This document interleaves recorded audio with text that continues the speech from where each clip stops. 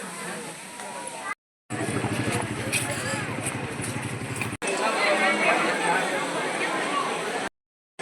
Friends, welcome to my channel PG cameras போலாம் ஒரு trip. நான் உங்கள் பத்மா கணேஷ். நம்ம சேனலில் பார்த்தீங்கன்னா ட்ராவல் விளாக், டெம்பிள் விளாக் மற்றும் ஒரு டிஸ்ட்ரிக்டில் இருக்கிற முக்கியமான டூரிஸ்ட் பிளேசஸ் பற்றிலாம் தொடர்ச்சி வீடியோக்கள் போட்டுட்டுருக்குறோம்.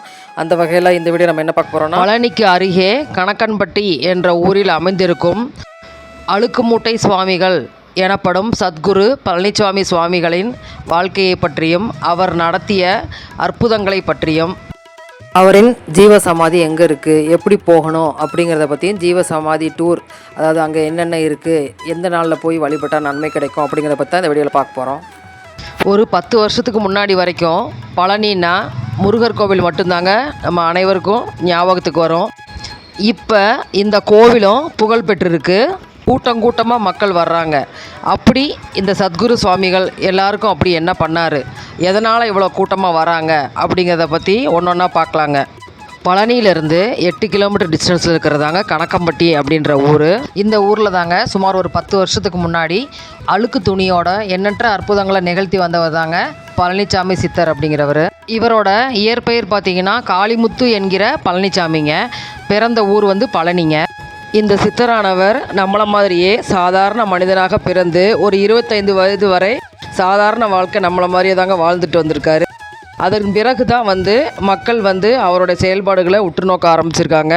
இவர் பார்த்தீங்கன்னா பச்சை நிற அழுக்கு சட்டையும் அப்புறம் நிறைய அழுக்கு நிறைஞ்ச மூட்டையும் வச்சுட்டு இருப்பார். அங்கேருந்து பழனியிலேருந்து கணக்கம்பட்டி வரைக்கும் அதை எடுத்துகிட்டே சுற்றிட்டு இருப்பார்.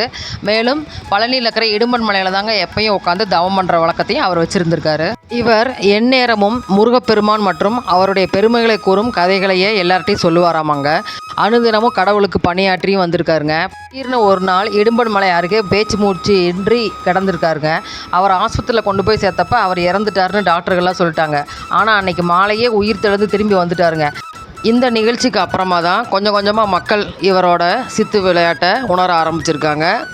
பச்சை நிறம் கொண்ட துணியை மட்டும்தான் விரித்து அதில் படுத்திருப்பாருங்க. அந்த கலர் துணியை மட்டும்தான் உடுத்துவார். மேலும் அவருடைய கையில் எப்பயுமே ஒரு அழுக்கு மூட்டையை வச்சுட்டே இருப்பாருங்க. அதனால் இவரை பைத்தியம் அப்படின்னு சொல்லி ஆரம்பத்தில் எல்லாரும் கல் எடுத்து அடித்து துரத்திருக்காங்க. அந்த சம்பவமும் நடந்திருக்குதுங்க. சித்தர் நிகழ்த்திய முக்கியமான அற்புதங்களில் ஒன்றா சொல்கிறது பார்த்திங்கன்னா, வெளிநாட்டை சேர்ந்த ஒரு தம்பதியோட மகனை பேச வச்சுருக்காருங்க. அந்த தம்பதி தன் மகன் பேசலை அப்படின்னு சொல்லி பழனி கோவிலுக்கு முருகனை பார்க்க தரிசிக்க வந்திருக்காங்க.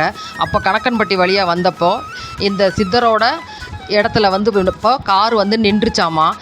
அந்த காரை ரிப்பேர் பண்ணிகிட்டு இருந்திருக்காங்க. அப்போ தான் சுவாமிகள் அந்த பக்கம் வந்திருக்காரு.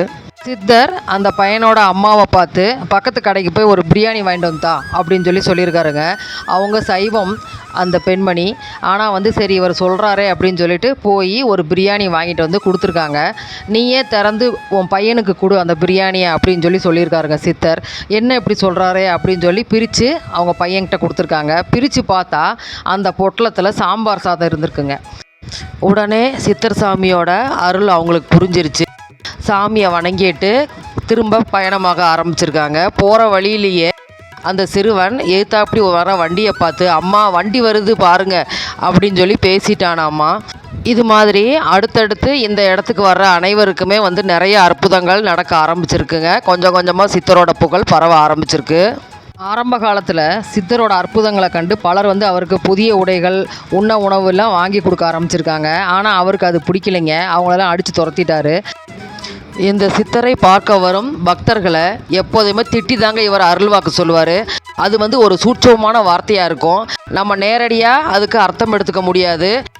இப்படி அவரை பார்க்க வந்த பக்தருக்கு நிறைய அற்புதங்களை நிகழ்த்திய சித்தர் பெருமான் 11/3/2014 அன்றைக்கு ஜீவசமாதி அடைஞ்சிட்டாருங்க. அவர் இறந்து 3 நாட்கள் வரை அவர் உடல் எந்தவித துர்நாற்றமோ அழுகவோ இல்லையாமா. அப்படி ஒரு அற்புதமும் நடந்திருக்குதுங்க. அவரோட ஜீவசமாதி தான் இப்போ கோவிலாக வழிபட்டு வருது. நிறைய மக்கள் வழிபட்டு நன்மைப்படுறாங்க. இந்த இடத்துக்கு வந்தாலே அவங்க கஷ்டம் தீர்றதாகவும் நிம்மதி கிடைப்பதாகவும் நம்புகிறாங்க, வர்றாங்க. வாங்க அந்த கோவிலுக்கு எப்படி எந்த வழியாக போகணும், அந்த கோவிலில் என்னெல்லாம் இருக்குது, எப்படி வழிபடணும் அப்படிங்கிறதெல்லாம் அடுத்து பார்க்கலாம். இந்த கோவிலுக்கு போகிறதுக்கு பழனியிலேருந்து ஒட்டஞ்சத்திரம், செம்பட்டி, திண்டுக்கல் போகிற எல்லா பஸ்ஸுமே இந்த கணக்கம்பட்டி ஸ்டாப்பில் நின்று தாங்க போகும். நிமிஷத்துக்கு ஒரு பஸ் இருக்குங்க. அதே மாதிரி திண்டுக்கல், ஒட்டஞ்சத்திரம், வத்தலக்குண்டு, செம்பட்டியிலேருந்து வர்ற பஸ் எல்லாமே இந்த கணக்கம்பட்டி ஸ்டாப்பில் நின்று தாங்க போகும். அப்படியே அந்த கணக்கம்பட்டி ஸ்டாப்பிங்கில் இறங்கி உள்ளே ஒரு 2 கிலோமீட்டர் தூரம் போனால் தான் இந்த மோகன் தோட்டம் அப்படிங்கிற இடத்துல தாங்க சித்தரோட கோவில் இருக்குதுங்க. அதுக்கு போகிறதுக்கு நம்ம இந்த கணக்கம்பட்டி ஸ்டாப்பிங்லேருந்து ஆட்டோலாம் கூட இருக்குது, ஷேர் ஆட்டோ அது மாதிரி போனால் ஒரு ஆளுக்கு 20 ரூபா வாங்குவாங்க. மேலும் இங்கே வர்றதுக்கு பார்த்தீங்கன்னா பழனிலேருந்து கணக்கம்பட்டிக்கு 10 நிமிஷத்துக்கு ஒரு தடவை அரசு பஸ் இயக்கப்பட்டு வருதுங்க. அதில் வந்தால் கோவில் வரைக்குமே வந்து இறங்கிக்கலாங்க. இது தவிர நம்ம பைக்கு, காரு, வேன், பஸ் அது மாதிரி தனியார் வாகனங்கள் எதில் வேணால் வந்து இங்கே இறங்கிக்கலாங்க. இங்கே வந்து ஒரே நேரத்தில் 1000 வாகனங்கள் நிப்பாட்டுற அளவுக்கு இட வசதியும் பண்ணி கொடுத்துருக்காங்க. சாதாரண நாட்களில் கோவிலுக்கு பக்கத்துலேயே நம்ம வண்டியில் போகலாங்க. மற்ற விடுமுறை தினங்கள் மற்றும் அமாவாசை, பௌர்ணமி தினங்களில் இப்படி பார்க்கிங் பக்கத்துலேயே டிவைடர் போட்டு தடுத்துருவாங்க. இங்கே வெளியில் நிறைய கடைகளும் இருக்குது. அதில் முக்கியமாக அரிசி கடை இருக்குங்க. இங்கு வரும் பக்தர்களுக்கு கோவில் நிர்வாக சார்பாக 3 வேளையும் அன்னதானம் தொடர்ச்சியாக நடந்துட்டு வருதுங்க. அதுக்கு வர்ற பக்தர்கள் காணிக்கை செலுத்தும் விதமாக அரிசி பை வாங்கி கொடுக்குறாங்க. அந்த கடைகள்லாம் தாண்டி வந்தால் ஃபஸ்ட்டு நம்ம பார்க்குற இடம் என்னன்னு பார்த்தீங்கன்னா ஒரு வேப்ப மரம் பார்ப்போம். அதில் வந்து நிறைய வந்து தொட்டில் கட்டுற மாதிரி துணியில் கட்டி வேண்டுதல் பண்ணுறாங்க. இங்கே பாருங்கள், பெண்கள்லாம் வந்து கல்லை எடுத்து வச்சு அடுக்குறாங்க. இவர் வரும் பக்தர்களிடம் அந்த கல்லை எடுத்து இங்கே வை, அடுக்கு அப்படின்லாம் சொல்லுவாராமா. அது என்னன்னா அவங்கவுங்களோட பாவ வினைகளை தீர்க்கறதுக்கு அப்படின்னு சொல்கிறாங்க. அதனால் இந்த வழிபாடு இங்கே மேற்கொள்ளப்படுதுங்க. அடுத்து பாருங்கள், இதுதான் அவர் வாழ்ந்த வீடுங்க. இதுக்குள்ளே போகவும் நமக்கு அனுமதிக்கிறாங்க. அங்கே சத்குருவின் படம் மற்றும் அவர் வணங்கிய படங்களை உபயோகித்த நாற்காலி போன்றவை இருக்குங்க. இதுக்கு அடுத்ததாக வர்றது பார்த்திங்கன்னா சத்குரு அமர்ந்து ஞானோபதேசம் செஞ்ச வேப்ப மரங்க. இந்த வேப்ப மரத்தை சுற்றி வந்தும் பக்தர்கள் வழிபடுறாங்க. இங்கே எழுதியிருக்கிற வாசகம் பாருங்கள், உங்கள் சுமைகளை இவ்விடம் இறக்கி வைத்து விட்டு நிம்மதியாக செல்லுங்கள். உண்மையாகவே இங்கே போயிட்டு வந்தால் நமக்கு ஒரு பாரம் குறைஞ்ச உணர்வு நிஜமாகவே ஏற்படுதுங்க. இங்கே சத்குருவின் பாதரட்சை கல் வடிவத்தில் இருக்குது. இதுதான் அமர்ந்து அவர் ஞானோபதேசம் பண்ண இடம். வணங்கிட்டு வாங்க நம்ம வெளியில் போகலாம். வெளியில் போய் கொஞ்சம் தூரம் நடந்து போனால் தான் சத்குரு ஜீவசமாதி அடைந்த கோவில் இருக்குங்க. நாங்கள் ஞாயிற்றுக்கிழமை போனோம் அப்படிங்கிறதுனால எவ்வளோ கூட்டம் பாருங்கள். அதனால தான் வந்து கொஞ்சம் தூரமாகவே தடுத்து நிப்பாட்டிட்டாங்க. இல்லைன்னா கோவில் வரைக்குமே நம்ம வாகனத்தில் போகலாங்க. போகிற வழியில் நிறைய கடைகள் கூட இருக்குது.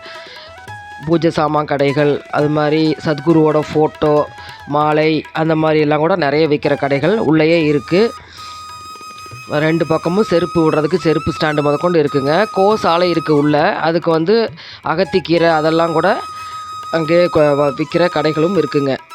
வாங்க அப்படியே உள்ளே போய் பார்க்கலாம். இதுதான் என்ட்ரன்ஸு அந்த கோவில் போகிறதுக்கு. உள்ளேயும் கடைகள் இருக்குங்க. இந்த மாதிரி மாலை கடைகள், சத்குருவோட ஃபோட்டோ ஃப்ரேமு, கீ செயின், அந்த மாதிரி இருக்கிற எல்லா கடைகளுமே உள்ளே வெளியில் எல்லாமே நிறைய இருக்குங்க. எவ்வளவு பறந்து விரிந்த ஏரியாங்க. இப்போ 10 ஏக்கர் பரப்பளவில் இந்த ஆலயம் செயல்பட்டுருக்கு. இதுக்கு வந்து பக்கத்தில் மோகன் தோட்டம்னு இந்த ஏரியாவுக்கு பேருங்க. அந்த தோட்டத்துக்காரு தான் மக்கள் நிறைய கூட்டம் வராங்க, இட வசதி வேணும்னு சொல்லி அந்த அவரோட இடத்த வந்து இந்த ஆலயத்துக்காக கொடுத்துருக்காருங்க. மக்கள் நிறைய இங்கேயே தங்கியும் வழிபாடு செய்கிறாங்க. அதுக்கு தான் அந்த ஹாலுங்க. அதனால் நிறைய உள்ள வெளியில் டாய்லெட் வசதிகள் எல்லாமே இருக்குங்க. உள்ள கிட்ட வந்துட்டோம்.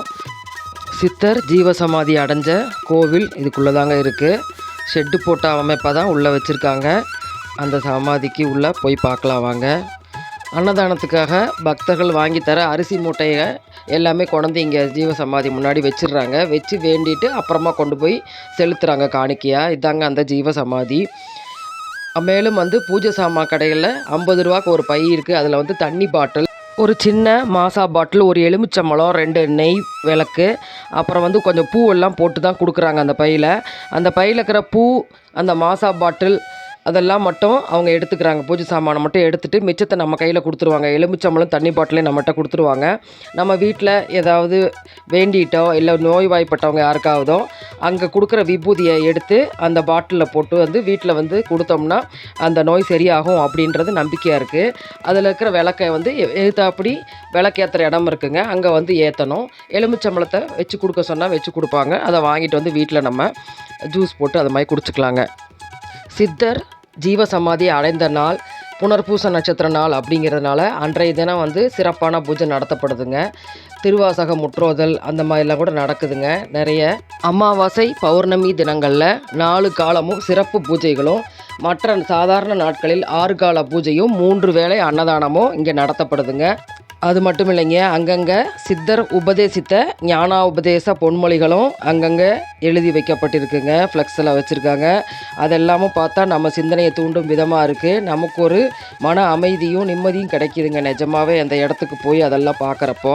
பொதுவாக கோவிலுக்கோ இது மாதிரி சித்தரோட ஜீவ சமாதிக்கோ நம்ம போகிறப்போ அங்கே உட்காந்து அமைதியாக ஒரு 10 நிமிஷம் தியானம் பண்ணுறது ரொம்ப சிறப்பான செயல்பாடுங்க. அப்போ நமக்கு ஒரு மனதுக்கும் ஒரு அமைதி கிடைக்கும். அங்கே இருக்கிற பாசிட்டிவ் எனர்ஜி நமக்குள்ளே வந்து நம்மளுடைய எண்ணங்கள் சீக்கிரம் செயல்பாடாக மாறுறதுக்கு நடக்கிறதுக்கு வாய்ப்பு அதிகங்க. ஸோ அதனால் அங்கே போனால் நம்ம உட்காந்து ஒரு 10 நிமிஷத்துலேருந்து 15 நிமிஷம் வரைக்கும் தியானம் பண்ணுறத வழக்கமாக வச்சுக்கணுங்க. முக்கியமான வழிபாடு அதுதாங்க. இங்கேயே நிறைய பக்தர்கள் தங்கி வழிபாடு செய்கிறாங்க. அதுக்கான இடம் தாங்க இது. இதுக்கு பக்கத்துலேயே கோசாலையும் ஆஃபீஸும் இருக்குங்க.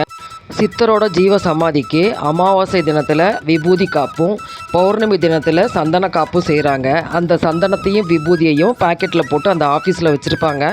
நம்ம வீட்டில் நோய்வாய்ப்பட்டவங்களுக்கோ மாற்றுத்திறனாளிகள் அது மாதிரி யாருக்கானோ வேணும்னா அந்த ஆஃபீஸில் போய் கேட்டு வாங்கிக்கலாம். அதை வந்து வீட்டில் நம்ம அவங்களுக்கு கொடுத்தோம்னா அந்த நோய் சரியாகும்ன்றது நம்பிக்கைங்க.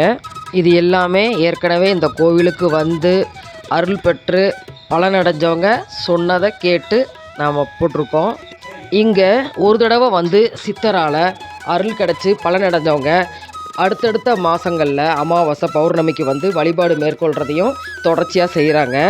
இங்கே நம்ம வர்றதுக்கு சிறப்பான நாள் எதுன்னு கேட்டிங்கன்னா, சித்தர் ஜீவ சமாதி அடைந்த புனர்பூச நட்சத்திர நாள் அல்லது நம்மளோட பிறந்த நட்சத்திர நாளுங்க. ஸோ அந்த நாட்களில் நம்ம இங்கே வந்து வழிபாடு செய்கிறது மிகச்சிறப்பான பலனை தரும் அப்படிங்கிறதும் இங்கே வர்றவங்க சொல்கிற ஒரு விஷயமா இருக்குங்க. இந்த மண்ணை மிதித்தாலே நம்மளுடைய பாவ வினைகள் தீரும்னோ நம்ம கஷ்டம் தீரும்னோ சொல்கிறாங்க. அப்படி நம்ம இந்த கோவிலுக்கு வர்றதுக்கு சித்தரே யார் மூலமாவது நம்ம எண்ணத்தில் தோன்றி வர வைப்பார் அப்படின்னு சொல்கிறாங்க. இந்த வீடியோ பார்க்குற யாரெல்லாம் நீங்கள் இந்த கோவிலுக்கு வந்திருக்கீங்க பலனடைஞ்சிருக்கீங்க அப்படிங்கிறத கமெண்ட்டில் சொல்லுங்கள், நானும் தெரிஞ்சுக்கிறேன். இந்த வாய்ப்பை எனக்கு கொடுத்த சித்தர் சுவாமிக்கு என்னுடைய நமஸ்காரங்களும், உங்கள் அனைவருக்கும் என்னுடைய நன்றிகளும். மற்றும் ஒரு நல்ல பதிவில் சந்திக்கிறேன். நன்றி.